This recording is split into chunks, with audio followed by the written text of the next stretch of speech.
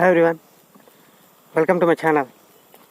ఈరోజు కొటేషన్ ఏంటంటే, మనిషి చేత సృష్టించబడిన ఏదైనా కానీ, అది వస్తువు అయినా ఇంకేదైనా కానీ, డైరెక్ట్గా కానీ ఇండైరెక్ట్గా కానీ మనిషి నాశనానికే ఉపయోగపడుద్ది. బాగు చేయడానికి ఏది ఉపయోగపడదు. ఏ విధంగా అయినా తీసుకోవచ్చు.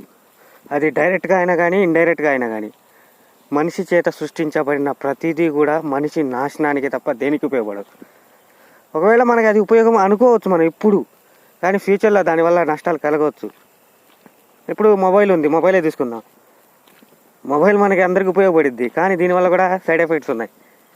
దీనివల్ల చనిపోయిన వాళ్ళు ఉన్నారు, రోగాలు పడిన వాళ్ళు ఉన్నారు, బాధపడిన వాళ్ళు ఉన్నారు.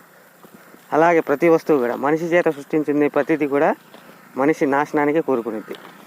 అది మంచి అయినా కానీ చెడైనా కానీ మనం ఇప్పుడు అనుకోవచ్చు అది మంచిగా అని, కానీ ఏదో ఒక టైంలో